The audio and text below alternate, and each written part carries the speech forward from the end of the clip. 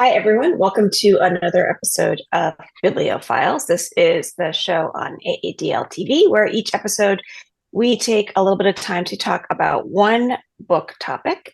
And the books we are going to be talking about today are contemporary nonfiction. We are defining that as nonfiction that's about any social contemporary issue, like political, medical, social, as I said before, or as it says in our spreadsheet, history, but modern.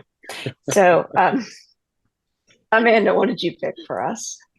So the book I chose for this is a book I think some of you have read is Everything You Wanted to Know About Indians, But Were Afraid to Ask by Anton Troyer. I am late to reading this. This is actually the Young Readers edition, which came out in 2021. There is an adult version that came out in 2012. And so the new version, the Young Readers version, has expanded copy or expanded questions, expanded topics that cover things like more recent events, like some things with social activism, Black Lives Matter, pipeline. So just updated information. Troyer is an Ojibwe author, and he is a professor. I believe he's from the Minnesota area. But the book covers some Native history as well as contemporary Native life. And I really like this book a lot. I listened to it on audio, which is a great way to digest the information. I'm always a fan of reading youth or teen books in a nonfiction format for any age to get information. Sometimes adult fiction books or adult nonfiction can be so dense and they can seem scary. Not all of them are like that. There are plenty of adult ones that are so accessible. But for this one, and it's funny because I was listening to it and I was getting ready for this show and I totally thought it was just, I was on audio. I was thinking it was the adult version. It didn't really matter to me.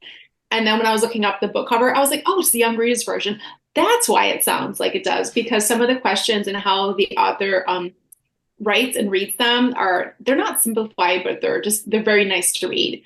So the book is divided into these different sections and answer questions that people might get asked or things that people who are non-native might ask. The categories are Native history, or I'm sorry, the categories are terminology, history, religion, culture, and identity, powwow, tribal languages, politics, economics, education, and social activism. And then there's a bit of a conclusion and things you can do to make a difference towards the end. And then the author, he very clearly states that he is answering these questions as one individual, through his own perspective, because the answers will vary from person to person, from tribe to tribe. But it's a really, I just think this is a great book that people should read to get some of these questions answered or just discussed or brought up, because maybe some of these questions you haven't even thought about before. So some examples of a few of the questions here are, they run the gamut of all different things. Like why is there such a fuss about non-native people wearing Indian costumes for Halloween? What's it like for natives who don't look native? Why do Indians have so many kids? What is the Indian Child Welfare Act? What is blood quantum? What is tribal enrollment? How are they related? So there are so many questions, but the book is laid out literally just question, answer, divided into those topics, which is really nice. I've actually slowly listened to this book on audio, maybe over since the late fall, maybe over 6 months or so. Not because it wasn't good, but I like having a fiction and a nonfiction going at the same time, especially in audio. And this book is just super accessible. With the young, I can't speak to what the adult version looks like, but for the young readers version, the text is a little bit larger, and there are a bunch of black and white photographs that are in the book, which is really, really cool. So as a person who's been listening to it on audio for the past several months, and then when I grabbed the copy to hold it up here, I was like, oh, look at all these cool images. So now I want to go back and go through some of the images. But it's really interesting. It's a really great way to digest information. And ICWA and what's going on is in the news now. So it's totally relevant. And I think it's a really great read, especially on audio. Have any of you folks here read the adult or the youth version before? Yeah, I read both of them. I also read both. Oh. They're Mhm. very similar. Okay. I think They are. I think I prefer the youth though. I think well, it was expanded as you said, but I also think it was just more digestible. Yeah, it's really accessible, very digestible. So highly recommend Anton Troyer's Everything You Wanted to Know About Indians, But Were Afraid to Ask. Lucy, what book did you pick this week? Oh, no, you're the host. Let's have Christopher go next. Christopher, what book did you pick next? Or we can have our guest go next.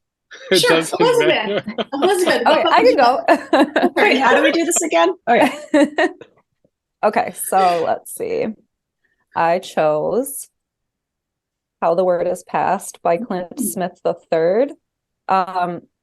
I'm not gonna lie, I had a hard time choosing because there's so much contemporary nonfiction that I want to read, and it's one of my favorite genres. But I wanted to read something that I hadn't read before. So I actually asked a coworker on the desk, what would you read if you chose this category? And he recommended this book. I'd heard of it and wanted to read it. So I was like, why not? Now's a good time to read it. So in this book, Smith writes about the history of slavery in America and how it's framed through monuments, landmarks, and public organizations. So he visits 8 sites in America and 1 in Senegal. This was actually published in 2021, so it's fairly recent. I know like contemporary nonfiction happens quickly, but the year it was released, it was one of the top 10 books on various lists like the New York Times and Time Magazine.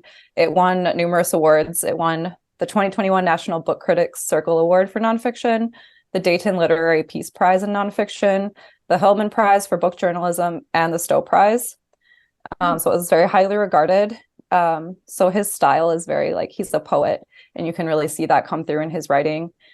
He really draws you in with this descriptive prose. Like the topic is very heavy and difficult to get through, but the way he writes makes it very accessible. And I think it really lends itself well because the book is multifaceted. It has like the journalistic element, it has historical nonfiction element, and it's part memoir as well. Mm-hmm. So he goes around America and Senegal and looks at all these examples of how the history of slavery is being portrayed. And he goes through and separates fact from fiction. And not only is he looking at the past, but he's exploring how this history reverberates today. So it's very much contemporary and relevant. So between 2017 and 2020, he went and visited these 9 different sites. He started in his hometown of New Orleans, where he grew up around all these Confederate monuments, which are just kind of commonplace, like in the background living there. In 2017, there was a campaign to get some of them removed. So they removed, I think, 4 statues. And this was obviously met with some resistance. And Smith also notes that even though this happened, there's still streets, statues, parks, schools, all bearing the names of Confederate figures. So like clearly there's a vast amount of work that still needs done in our culture. And so next he goes to Monticello, which is Thomas Jefferson's home. And he goes on a tour focused on the history of slavery at Monticello. And it really focuses on who Jefferson was. He was an enslaver, and he sold people to pay off his debts. And a lot of people at this tour, he was just like interviewing people at the tour. And this white woman said, that really takes the shine off of him. And he's just like candidly interviewing people that are visiting these sites as well as him. And then he talks to someone that works at the museum, and she tells him that while this tour is like innovative and new, the tour inside the house is largely unchanged since the 1950s. So there's kind of this contrast between like trying to be better and then holding on to traditions of the past.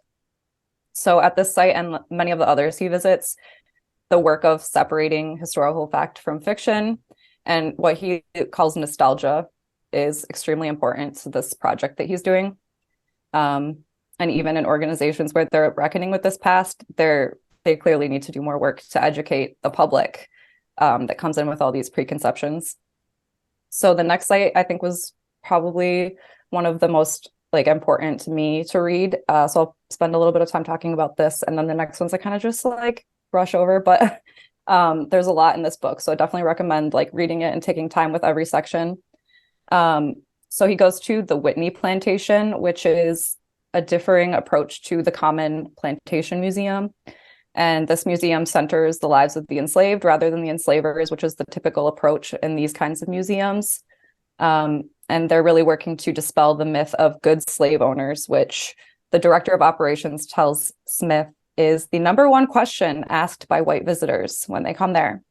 So the museum has enlisted artists to create monuments and permanent installations in addition to just preserving the site. So there's an additional layer of Black artists creating these monuments to commemorate the horrors suffered by people that were enslaved there.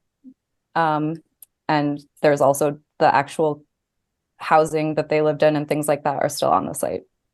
So he has a very intense experience there. And then he goes to Angela prison, where he has a completely different experience. Like, the prison is completely glossing over their history. The prison was foundationally tied to slavery. It was built on a former plantation, and that doesn't come through at all in his tour of the place. They have something in the gift shop that says, Angela Prison, a gated community. And he's like, what is going on at this place?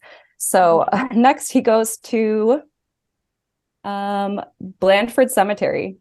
And that is another experience where he's like, okay, wow, there's a lot going on here. They host the Sons of Confederate Veterans there at an annual event. And that group basically promotes false narratives of slavery that emerged in the 1970s, false narratives of the war, Civil War, and things like that. So from there, he goes to Galveston Island and kind of explores the history of Juneteenth. And there's like a moment there where you're kind of like, all right, this is a little bit of a break from the heavy last two chapters. And then while most of the book is like in the South, as you would kind of expect, he goes to New York City and explores the history of slavery there. So New York City, the North is always framed as like the good guys, not involved in this, but like in the 1600s, 1700s, 1800s, the slavery system was like embedded in the city. There was a market. There was a lot of stuff that we don't learn about, basically. And so every single site he goes to has a unique framing of history. So he's basically saying there are different organizations all in charge of the way that we're learning about history.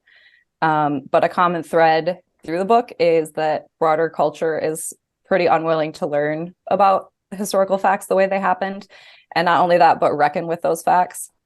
So I'll end with a quote that he said about the Whitney plantation and kind of compare it to America as a whole. It needs to be a place asking the question, how do you tell a story that has been told the wrong way for so long? So I absolutely feel this book should be read by everyone. I highly recommend it. And that was How the Word is Passed by Clint Smith III. Let's go to Christopher. What did you read? Well, I read this book, Culture Warlords by Talia Lavin, and it's subtitled My Journey into the Dark Web of White Supremacy. To be honest, I'm still trying to figure out how I feel about this book. I know how I feel about the book. I loved it. I'm still trying to wrap my head around everything that I learned from the book. Let's put it that way. Talia Lavin, goes to a lot of online sites and poses as a white supremacist herself. And she kind of infiltrates a lot of these discussion groups and forums and records some of the conversations that are taking place there. They're absolutely chilling. At one point, she stumbles on a conversation about herself, and I don't want to get into the specifics of that, but it's quite horrifying. She looks at the role that religion plays in white supremacy and this kind of odd tension between Christian white supremacists and pagan white supremacists. She looks at the world of incels and dating culture in white supremacy. That's also quite chilling. Then she also looks at the role that YouTube and video game culture plays. And I found one of the most chilling parts of it was this 11-year-old girl named Soph, at least that's what her online name is, who was finally banned from YouTube. And she starts as an 11-year-old gamer, and you can watch her progress. You can watch her descent into vile white supremacy as she gets older and older. And the reason I'm so baffled by all of this is I'm still just trying to wrap my head around what specifically draws people in because as Levin points out many times, this is such a collection of made up facts, overt lies, weirdly appropriated things from history, and just kind of cobbled together to create this kind of hate. So I'm still trying to figure it out, what's going on. So, that's not her job. She is reporting from these online groups what conversations are like. She not only does this online, but she went to a conference in person as herself and reported from the conference. And, it's, to me, it's just a baffling part of society. And I'll leave it there. I highly recommend it. It's a very, very fast read. Lucy? Well, before I mention my book, that sounds like fascinating, but chilling, as you say, and definitely worth a read. And Elizabeth, I want to, I'm so glad you talked about that book, because that was probably one of my favorite books that I read in 2021. And I do think everybody should read it, because it does work on reframing history. And you can see, like Christopher, in your book, if you let the narratives, the false narratives remain, you go, gets pretty dangerous. So anyway, the book that I chose is called The People's Hospital, Hope and Peril in American Medicine. And this is by Ricardo Nuila. Nuila is a writer and a teacher of writing, a professor of writing, but he's also a practicing physician, and he has been for most of his life. He's a great storyteller. And in this book, he follows the lives of 5 uninsured Houstonians whose medical and financial hardships lead them to the Ben Taub Hospital. So this book is about the Ben Taub Hospital, which is a safety net hospital in Houston. It's part of a greater medical center, I think, called Harris Hospital. But a safety net hospital is essentially a hospital that is there to serve society's most medically and financially vulnerable people who don't have insurance, who don't have a lot of money. And Ben Taub is an amazing hospital. It is an example of a place that actually puts people above profit, which in this day and age and in our medical system is unheard of. And it's such a good hospital that, in fact, in Houston, there are even people with insurance, people with money, who will say, well, if this happened to me, I would definitely go to Ben Taub. That's where I would want to be taken care of. And what this book does, by showing this example of these 5 people and showing how the system can work, it really illustrates how broken the system is in this country, and how it's so profit driven, and that people can't get care because of that. So a couple of the people that he talks about, one is a 36-year-old man with liver failure who receives a very, very, very small disability check. But because he receives that tiny amount of money, he is disqualified from Medicaid. And so he is unable to get the liver transplant that he needs to save his life. And this book goes pretty deeply into like the ins and outs of Medicaid, and like it's just these numbers that they seem arbitrary almost, also because it's decided state by state, that there's no difference between your lifestyle at the amount, when you qualify for Medicaid and when you don't. It's a slim margin. Another woman he talks about is a woman who's lived in the United States for over 20 years without a visa. And she is suffering from complications that she has from cancer treatment. But because of her immigrant status, she's unable to get any health care. And so those are just 2 of the 5 people, but they're good examples of like how immigration status or income, and then those arbitrary Medicaid rules, how they deny access to care to such a huge number of people in this country. And it's really these people who are kind of living in this gap that are so vulnerable. I learned from this book so much about how our healthcare system works or doesn't work right now in this country. But he goes he goes back into the history of medicine and hospitals in this country, and that is really pretty interesting because you start to realize the relationship between government and hospitals that has sort of grown in time. He is a really, really good writer and a great storyteller. So while you're learning all this amazing information that I think, like, you know, I knew that the system was bad, but I didn't know the details. And so I think that it's so important to have it all here, but it's also this really engaging book. And it's kind of like hard to put down. It's filled with these facts that I wanted to share with everybody around me. But it's also information that, like, once you learn it, you just, you know, you want to make sure that everybody knows it. So that is The People's Hospital by Ricardo Nuila. Does anyone else have any thoughts about contemporary nonfiction or any other books? No? All right. Well, then that is the end of our episode of Biblio Files. As always, we would love to hear from you. If you have read something that is contemporary nonfiction or anything at all that you think is great, we love suggestions and we love to know what you're reading. So you can let us know in the comments below. Thanks for joining us. Oh, and thank you, Elizabeth. Sorry, we always our special guest, Elizabeth. Thank you for joining us. I think I forgot to mention names in the beginning. So we are collectively Lucy, Christopher, and Amanda, who are usually here, and our special guest, Elizabeth. Thank you.